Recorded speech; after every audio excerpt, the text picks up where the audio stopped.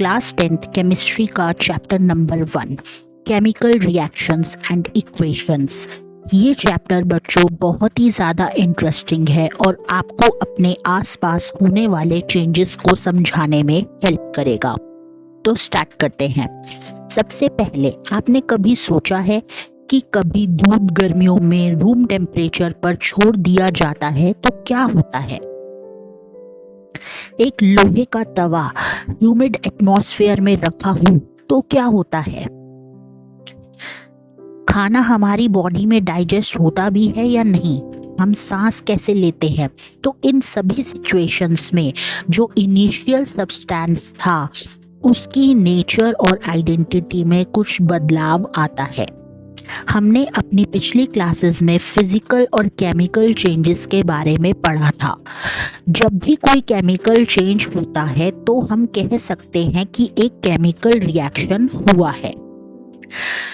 अब आप सोच रहे होंगे कि हमें कैसे पता चलता है कि एक केमिकल रिएक्शन हो गया है। इसके लिए सोर्सेज ने हमें कुछ ऑब्जर्वेशंस बताए हैं। तो सबसे पहला है बच्चों चेंज इन स्टेट में चेंज आना। दूसरा change in colour. Third evolution of a gas. और फोर्थ चेंज इन टेम्परेचर। इसके लिए बच्चों एक्टिविटी 1.1 बहुत इंपॉर्टेंट है, जिससे आपको ये क्लियर होगा कि ये क्या हुआ।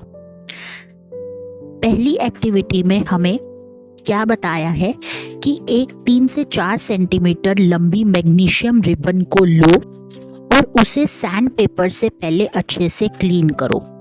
यहाँ पर ये बात बहुत इंपॉर्टेंट है क्योंकि हमसे बोर्ड एग्जाम में पूछा जाता है कि इस मैग्नीशियम रिबन को सैंड पेपर से साफ क्यों करा गया, वो हम आपको बाद में बताते हैं। देखो, फिर रिबन को टोंग्स से पकड़ो। टोंग्स मतलब छोटा छोटा चिमटी होती है। उसे स्पिरिट लैंप या फिर बर्नर से जला दो।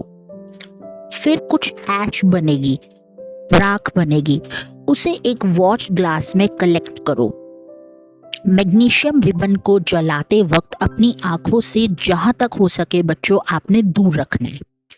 तो अब ऑब्जर्वेशन क्या हुआ?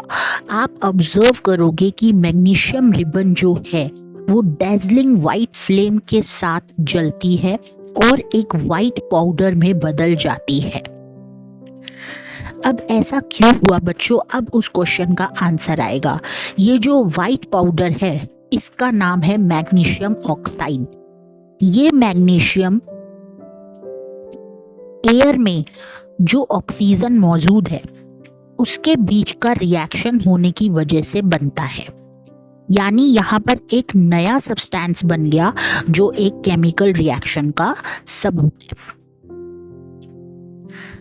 अब नेक्स्ट आता है बच्चों केमिकल इक्वेशन।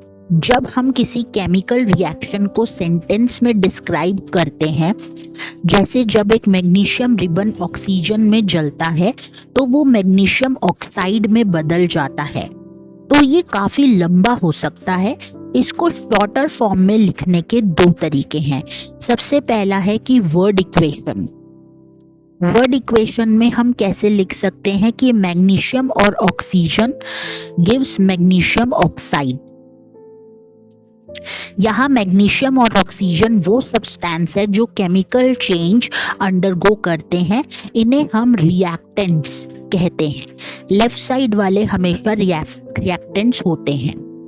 मैग्नीशियम ऑक्साइड एक नया सब्सटेंस है जो रिएक्शन के दौरान बनता है। इसे हम प्रोडक्ट कहते हैं। राइट साइड वाले सारे प्रोडक्ट होते हैं।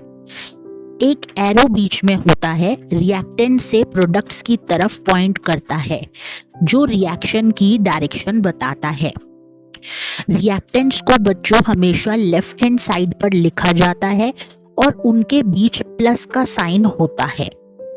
प्रोडक्ट्स को हमेशा राइट हैंड साइड पर लिखा जाता है और उनके बीच में भी एक प्लस का साइन होता है।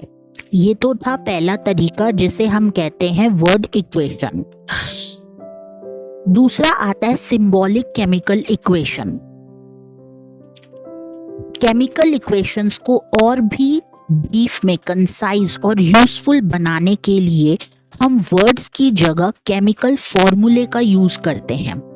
जैसे कि ऊपर वाली इक्वेशन थी magnesium plus oxygen gives magnesium oxide, तो मैग्नीशियम पूरा ना लिखकर हमने उसकी जगह Mg लिख दिया, उसका सिंबल, उसका केमिकल फॉर्मूला लिख दिया, प्लस ऑक्सीजन, ऑक्सीजन का केमिकल फॉर्मूला है O2, और मैग्नीशियम ऑक्साइड हमें मिला तो उसका केमिकल फॉर्मूला है MgO। ये इक्वेशन अभी स्केलेटल केमिकल इक्वेशन है।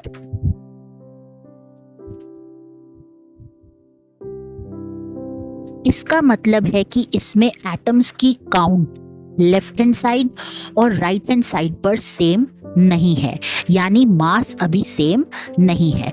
तो वो हम बाद में आगे वाली वीडियोस में समझेंगे कि इक्वेशन को बैलेंस कैसे करा जाता है। पहले तो आप बस यहाँ पर इतना समझें कि हमें इक्वेशन को बैलेंस क्यों करना पड़ता है। लेफ्ट साइड और राइट साइड में दोनों का मास इक्वल होना चाहिए, ऐसा क्यों? आपने क्लास 9th में law of conservation of mass पढ़ा होगा। ये कहता है कि केमिकल रिएक्शन में मास ना तो क्रिएट होता है और ना ही डिस्ट्रॉय होता है। इसका मतलब है कि प्रोडक्ट्स में जो प्रेजेंट एलिमेंट्स का टोटल मास है और रिएक्टेंट्स में प्रेजेंट एलिमेंट्स के टोटल मास के बराबर होना चाहिए। जैसे दूसरे वर्ड्स में कि हर एलिमेंट के एटम्स का नंबर रिएक्शन से पहले और रिएक्शन के बाद सेम रहना चाहिए। इसलिए हमें हर स्केलेटल केमिकल इक्वेशन को बैलेंस करना बहुत जरूरी है। तो बैलेंसिंग हम बच्चों आगे आने वाली वीडियोस में समझेंगे। अब नेक्स्ट हम समझते हैं कि बैलेंस्ड इक्वेशन से हमें रिएक्टेंट्स और प्रोडक्ट्स की फिजिकल स्टेट्स के बारे में कोई इंफॉर्मेशन नहीं मिलती। इक्वेशंस को और ज़्यादा इंफॉर्मेटिव बनाने के लिए हम रिएक्टेंट्स और प्रोडक्ट्स के केमिकल फॉर्मूले के साथ उनकी फिजिकल स्टेट्स भी मेंशन करते हैं। जैसे कि G लिखते हैं, G होता है फॉर गैसियस स्टेट। L लिखते हैं ब्रैकेट में, इसका मतलब फॉर लिक्विड स्टेट। AQ लिखा जाता है शॉर्ट में, जिसका मतलब है एक्वस स्टेट, मतलब जब रिएक्टेंट या प्रोडक्ट पानी में सॉल्यूशन के तौर पर हो, और स्मॉल s जहां पर हो उसे कहते हैं सॉलिड स्टेट। तो अब आ जाओ बच्चों टाइप्स ऑफ केमिकल रिएक्शंस पर। हमें पता है कि केमिकल रिएक्शन के दौरान एक एलिमेंट के एटम्स दूसरे एलिमेंट में चेंज नहीं होते और ना ही एटम्स गायब होते हैं या कहीं से आ जाते हैं। एक्चुअली केमिकल रिएक्शंस में एटम्स के बीच में जो बॉन्ड्स है वो टूटते और बनते हैं, जिससे नए सब्सटेंसेस बनते हैं। तो चलो अब हम रिएक्शंस के टाइप्स देखते हैं। सबसे पहला है कॉम्बिनेशन रिएक्शन। इसका मतलब होता है कि जब दो या दो से ज्यादा सब्सटेंसेस लाइक एलिमेंट्स या कंपाउंड्स कंबाइन होकर मिलकर एक सिंगल प्रोडक्ट बनाते हैं, यानी कि लेफ्ट साइड दो रिएक्टेंट्स होंगे और वो दोनों मिलकर एक प्रोडक्ट फॉर्म करेंगे, तो उन रिएक्शन को कहते हैं कॉम्बिनेशन रिएक्शन। इसके लिए इन्होंने एक्टिविटी 1.4 में हमें बताया है कैसे। कैल्शियम ऑक्साइड विद वाटर, देखो ये भी बहुत इंपॉर्टेंट एक्टिविटी है। यहाँ से भी बोर्ड एग्जाम में बहुत सारे क्वेश्चन इनडायरेक्टली केस स्टडीज आती हैं। कहता है कि एक बीकर में थोड़ी सी क्वांटिटी में कैल्शियम ऑक्साइड ले लो। अब बहुत ध्यान देने वाली बात सुनिए कि कैल्शियम ऑक्साइड को हम क्विक लाइम भी बोलते हैं। फिर धीरे धीरे इसमें पानी मिलाओ।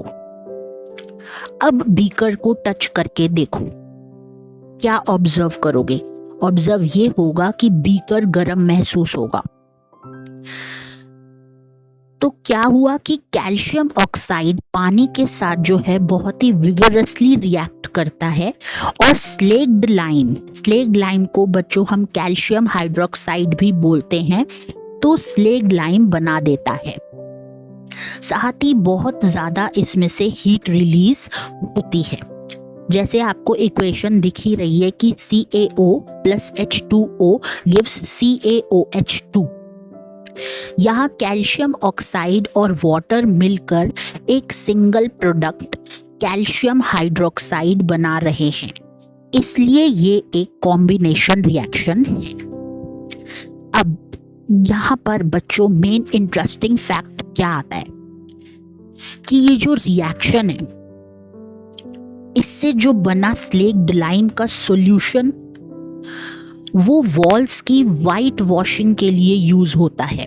क्वेश्चन यहाँ से भी आता है। कैल्शियम हाइड्रोक्साइड एयर में प्रेजेंट कार्बन डाइऑक्साइड के साथ धीरे धीरे रिएक्ट करता है और वॉल्स पर कैल्शियम कार्बोनेट, जिसे हम CaCO3 भी कहते हैं, उसकी एक पतली सी लेयर बना देता है। ये कैल्शियम कार्बोनेट वाइट वॉशिंग के 2-3 दिन बाद बनता है और वॉल्स को एक शाइनी फिनिश देता है। मार्बल का केमिकल फॉर्मूला भी CaCO3 ही होता है। तो ये तो एक एग्जाम्पल था। दूसरे एग्जाम्पल कॉम्बिनेशन रिएक्शन के हो सकते हैं कि कोल का जलना और हाइड्रोजन और ऑक्सीजन से वाटर का बनना, तो इसे भी हम कहते हैं कॉम्बिनेशन रिएक्शंस। अब बच्चों नेक्स्ट आते हैं हमारे एक्सोथर्मिक एंड एंडोथर्मिक रिएक्शंस। इसमें भी आप एक्टिविटी 1.4 में हमने देखा कि रिएक्शन जो है, रिएक्शन से मिक्सचर गर्म हो गया था क्योंकि हीट रिलीज हुई थी। तो एक्सोथर्मिक केमिकल रिएक्शन वो रिएक्शन है जिनमें प्रोडक्ट्स बनने के साथ साथ हीट भी रिलीज होती है। जैसे फॉर एग्जाम्पल नेचुरल गैस का जलना, और दूसरा रेस्पिरेशन, जो हम सांस ले रहे हैं। ये रेस्पिरेशन भी एक एक्सोथर्मिक प्रोसेस है। हमें जिंदा रहने के लिए एनर्जी चाहिए जो हमें खाने से मिलती है। डाइजेशन के दौरान खाना जो है बच्चों सिंपलर सब्सटेंसेस में टूट जाता है, जैसे कि राइस, पोटैटोज, ब्रेड में कार्बोहाइड्रेट्स होते हैं जो ग्लूकोज में टूट जाते हैं। ये ग्लूकोज हमारे बॉडी सेल्स में ऑक्सीजन के साथ कंबाइन होकर एनर्जी प्रोवाइड करता है। इस प्रोसेस को हम रेस्पिरेशन कहते हैं। और एक और एग्जाम्पल है कि वेजिटेबल मैटर का कंपोस्ट में डिकम्पोज होना भी एक्सोथर्मिक रिएक्शन का एक और एग्जाम्पल है। नेक्स्ट बच्चों, एंडोथर्मिक रिएक्शन क्या होता है? वो रिएक्शन जिनमें एनर्जी एब्जॉर्ब होती है, यहाँ पर रिलीज नहीं हो रही। एंडो मतलब अंदर आ रही है।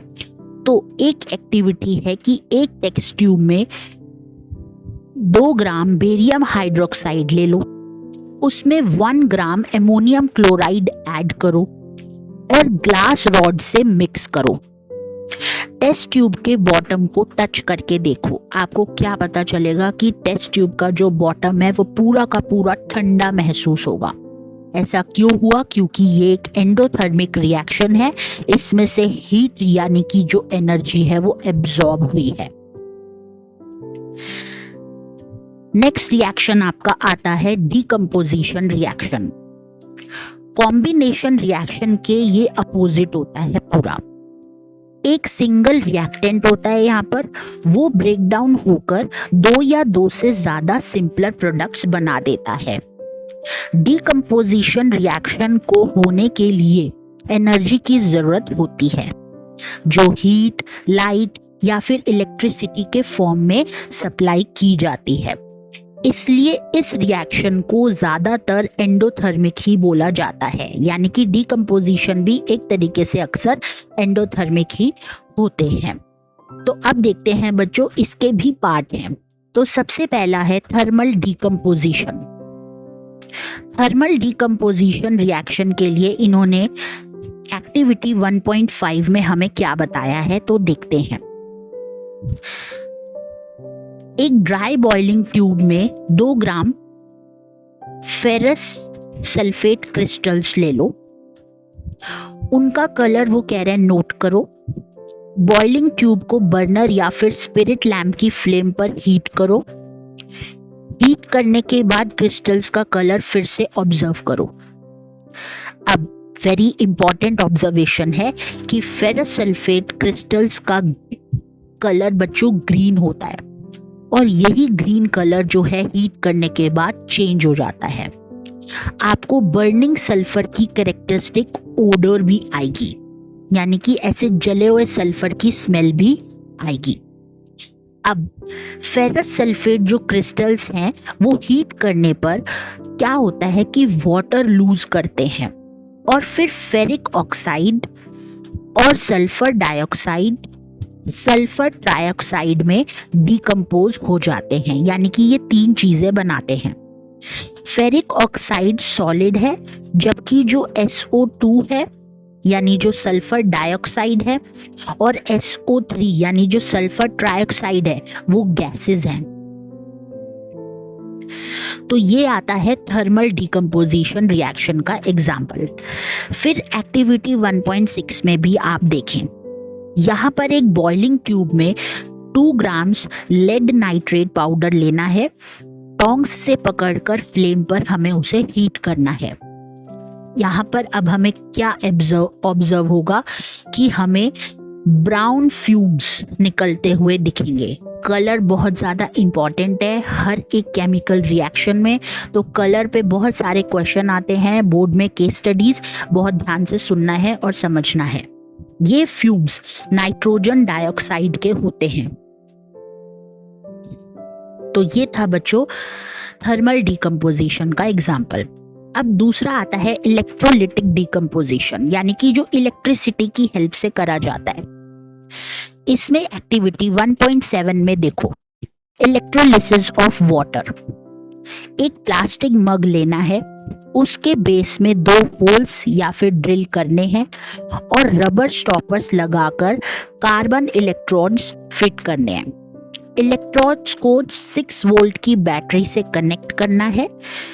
मग को पानी से भरो ताकि इलेक्ट्रोड्स पूरी तरीके से डूब जाएं।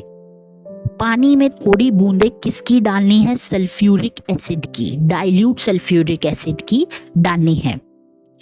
2 टेस्ट ट्यूब्स को पानी से भरो और उन्हें 2 कार्बन इलेक्ट्रोड्स पर उल्टा करके रखो। अब करंट ऑन करो और अपैरेटस को कुछ देर के लिए छोड़ दो। क्या ऑब्जर्वेशन आएगा? आपको दोनों इलेक्ट्रोड्स पर बबल्स बनते हुए दिखेंगे।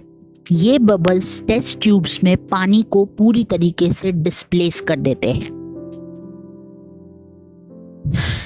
इंपॉर्टेंट ऑब्जर्वेशन ये है कि एक टेस्ट ट्यूब में गैस का वॉल्यूम दूसरे से डबल होगा। अब ऐसा क्यों हुआ? ये गैस जो होती है जिसका वॉल्यूम डबल है वो हाइड्रोजन होती है, क्योंकि वाटर H2O में हाइड्रोजन एटम्स ऑक्सीजन से डबल होते हैं। इसलिए इलेक्ट्रोलिसिस में डबल वॉल्यूम हाइड्रोजन गैस हमें मिलती है। ये क्वेश्चन भी बहुत बार आता है। जब टेस्ट ट्यूब गैसेस से भर जाएं तो उन्हें केयरफुली हटाओ और एक बर्निंग कैंडल को हर टेस्ट ट्यूब के माउथ के पास लेकर आओ। अब हाइड्रोजन गैस पॉप साउंड के साथ जलेगी, यानी कि क्या होगा? एक पॉप साउंड होगा। उससे पता चल जाएगा कि ये हाइड्रोजन गैस है। थर्ड आता है बच्चों फोटोलिटिक डिकम्पोजिशन, यानी कि लाइट की हेल्प से जो हम करते हैं। इसमें एक्टिविटी 1.8 में हमें बताया है कि एक चाइना डिश में 2 ग्राम्स सिल्वर क्लोराइड लो। उसका कलर पहले नोट करो। चाइना डिश को कुछ देर के लिए सनलाइट में रख दो। अब ऑब्जर्व क्या करोगे कि आप देखोगे कि व्हाइट सिल्वर क्लोराइड सनलाइट में ग्रे कलर का हो जाता है। ये जो सिल्वर क्लोराइड का सिल्वर और क्लोरीन में डिकम्पोजिशन होने की वजह से होता है। जो लाइट की वजह से होता है। सिल्वर ब्रोमाइड भी इसी तरह से बिहेव करता है। ये दोनों reactions black and white photography में यूज होते हैं। नेक्स्ट आता है बच्चों डिस्प्लेसमेंट रिएक्शन। डिस्प्लेसमेंट रिएक्शन में जब एक एलिमेंट अपने कंपाउंड से दूसरे एलिमेंट को डिस्प्लेस यानी कि हटा देता है या रिमूव कर देता है तो उस रिएक्शन को हम कहते हैं डिस्प्लेसमेंट रिएक्शन। इसके लिए इन्होंने एक्टिविटी 1.9 में हमें समझाया है। इसमें इन्होंने 3 आयरन नेल्स यानी जो कील होती है उसे लिया है और उन्हें सैंड पेपर से पहले क्लीन करा है। 2 टेस्ट ट्यूब को A और B उस पे मार्क करा। हर टेस्ट ट्यूब में 10 मिलीलीटर कॉपर सल्फेट सॉल्यूशन लिया। 2 आयरन नेल्स को थ्रेड से बांधकर टेस्ट ट्यूब B में कॉपर सल्फेट सॉल्यूशन में 20 मिनट्स के लिए रख दिया। एक आयरन नेल कंपैरिजन के लिए अलग रखा। 20 मिनट्स बाद आयरन नेल्स को कॉपर सल्फेट सॉल्यूशन से निकाला। तो अब ऑब्जर्वेशन क्या हुआ? टेस्ट ट्यूब A और B में कॉपर सल्फेट सॉल्यूशन के ब्लू कलर की इंटेंसिटी को कंपेयर करा तो जो टेस्ट ट्यूब B का ब्लू कलर था वो पूरी तरीके से फेड हो चुका था। कॉपर सल्फेट सॉल्यूशन में जो डूबी हुई आयरन नेल्स का कलर उस नेल से कंपेयर करा जो अलग रखी हुई थी तो जो डूबी हुई आयरन नेल थी वो उसका कलर ब्राउनिश हो गया। तो इस एक्टिविटी में ये केमिकल रिएक्शन होती है। इस रिएक्शन में आयरन ने कॉपर सल्फेट सॉल्यूशन से पूरी तरीके से कॉपर को हटा दिया, इसलिए ये एक डिस्प्लेसमेंट रिएक्शन कहलाई। और भी इसके एग्जाम्पल हैं जिंक प्लस कॉपर सल्फेट, तो जिंक सल्फेट होगा और कॉपर अलग हो जाएगा। लेड प्लस कॉपर क्लोराइड, तो लेड क्लोराइड बन जाएगा और कॉपर अलग हो जाएगा। रीजन ये है कि जिंक और लेड जो है कॉपर से ज्यादा रिएक्टिव एलिमेंट्स हैं, इसलिए वो कॉपर को उसके कंपाउंड से डिस्प्लेस कर देते हैं। नेक्स्ट आपका आता है डबल डिस्प्लेसमेंट रिएक्शन। वो रिएक्शंस जिनमें 2 अलग अलग एटम्स या फिर ग्रुप ऑफ एटम्स रिएक्टेंट्स के बीच एक्सचेंज होते हैं, उन्हें हम डबल डिस्प्लेसमेंट रिएक्शन बोलते हैं। इसके लिए इन्होंने एक्टिविटी 1.10 हमें बताई है। एक टेस्ट ट्यूब में 3 मिलीलीटर सोडियम सल्फेट सॉल्यूशन लिया। दूसरी टेस्ट ट्यूब में 3 मिलीलीटर बेरियम क्लोराइड सॉल्यूशन लिया। दोनों सॉल्यूशन को मिक्स करा। क्या ऑब्जर्वेशन आया? आप ऑब्जर्व करोगे कि एक वाइट सब्सटेंस जो पानी में इनसॉल्यूबल है वो बन गया है। इस इनसॉल्यूबल सब्सटेंस को हम प्रेसिपिटेट कहते हैं। सोडियम सल्फेट और बेरियम क्लोराइड के बीच ये रिएक्शन होती है। यहाँ जो बेरियम सल्फेट का वाइट प्रेसिपिटेट बनता है जो SO4 आयंस और Ba2 आयंस के रिएक्शन से बनता है। सोडियम क्लोराइड जिसे हम NaCl भी बोलते हैं सॉल्यूशन में ही रहता है।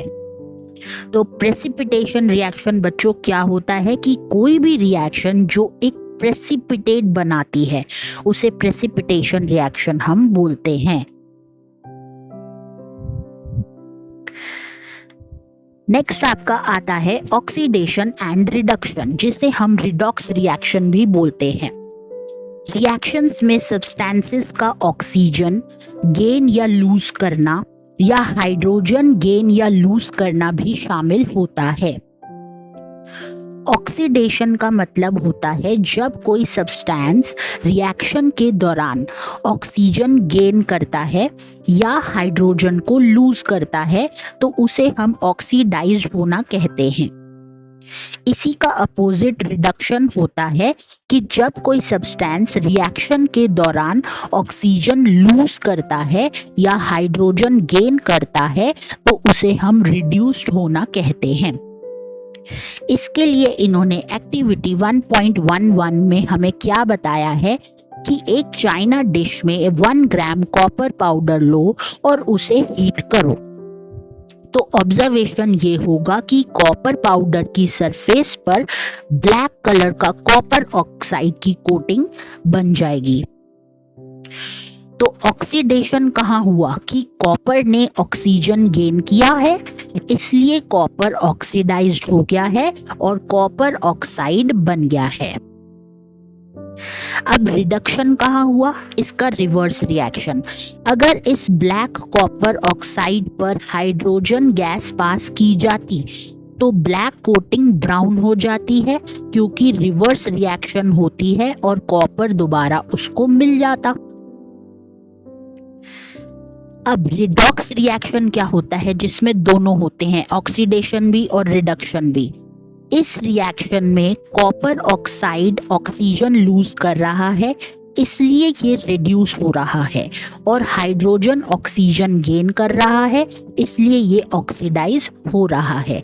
जब एक रिएक्टेंट ऑक्सीडाइज होता है और दूसरा रिड्यूस होता है तो ऐसे रिएक्शन को हम ऑक्सीडेशन रिडक्शन रिएक्शन या फिर रिडॉक्स रिएक्शन भी बोलते हैं। इसके और भी एग्जाम्पल्स हो सकते हैं, जैसे कि ZnO+C यानी जिंक ऑक्साइड प्लस कॉपर, तो जिंक अलग हो जाएगा और कॉपर ऑक्साइड अलग हो जाएगा। यहाँ कार्बन ऑक्सीडाइज हो रहा है CO में और जिंक ऑक्साइड रिड्यूस हो रहा है जिंक में। अब ऑक्सीडेशन रिएक्शन का हमारा डेली लाइफ में क्या इफेक्ट आता है, हमने ऑक्सीडेशन रिएक्शन को समझा, तो हमारे डेली लाइफ में इनका क्या असर है।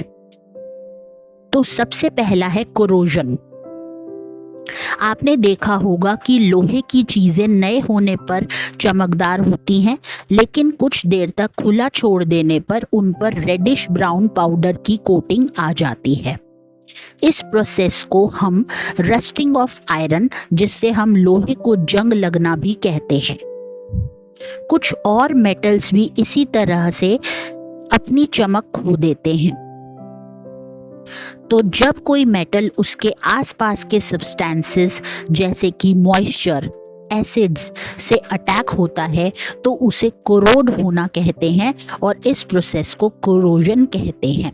फॉर एग्जाम्पल, जैसे कि सिल्वर, चांदी, जिस पर ब्लैक कोटिंग और कॉपर पर ग्रीन कोटिंग भी करोजन का एग्जाम्पल है। काफ़ी टाइम तक अगर हम चांदी को रखेंगे तो उस पे ब्लैक कलर की कोटिंग आ जाएगी। इसका इम्पैक्ट क्या हुआ कि कोरोजन से कार बॉडीज भी जो होती हैं, ब्रिजेस लोहे के जो होते हैं, आयरन रेलिंग्स, शिप्स और लोहे से बनी सभी चीज़ें डैमेज हो जाती हैं। लोहे का करोजन एक सीरियस प्रॉब्लम है और हर साल डैमेज आयरन को रिप्लेस करने में बहुत जो है एक्सपेंसिव ये ज़्यादा होता है। नेक्स्ट आता है बच्चों, लास्ट है जिसको हम कहते हैं रेंसिडिटी। क्या आपने कभी फैट या फिर ऑयल कंटेनिंग फूड मटेरियल्स को लंबे टाइम तक छोड़ देने के बाद टेस्ट किया है या उसका स्मेल किया है? तो जब फैट्स और ऑयल्स ऑक्सीडाइज हो जाते हैं तो वो रेंसिड हो जाते हैं और उनकी स्मेल और टेस्ट पूरी तरीके से बदल जाती है। जैसे अगर अभी हमने खाना बनाया और उसको अगर हम कल खाएं तो अभी खाने के टेस्ट में फिलहाल के और कल के खाने के टेस्ट में फर्क होगा। तो इसको इन्होंने रोकने के तरीके बताए हैं प्रिवेंशन, कि आमतौर पर ऐसे सब्सटेंसेस जो ऑक्सीडेशन को रोकते हैं, जिसे हम एंटीऑक्सीडेंट्स बोलते हैं, फैट्स और ऑयल कंटेनिंग फूड में ऐड किए जाते हैं। दूसरा, हम फूड को एयर टाइट कंटेनर में रखने से ऑक्सीडेशन हमारा स्लो हो जाता है, क्योंकि ये खाना ऑक्सीजन के संपर्क में आता है, इस वजह से इसकी जो स्मेल है और टेस्ट जो है वो पूरी तरीके से बदल जाता है। तो जैसा आप जानते होंगे कि चिप्स बनाने वाले भी जो पैकेट होते हैं वो अक्सर चिप्स के बैग में कौन सी गैस भरी जाती है, नाइट्रोजन गैस भरी जाती है ताकि चिप्स भी ऑक्सीडाइज ना हो। तो बच्चों ये था chapter chemical reaction and equation का पूरा एक्सप्लेनेशन। हमने देखा कि कैसे केमिकल रिएक्शन हमारे आसपास होते हैं, उन्हें हम कैसे रिप्रेजेंट करते हैं वर्ड और सिंबॉलिक इक्वेशन से।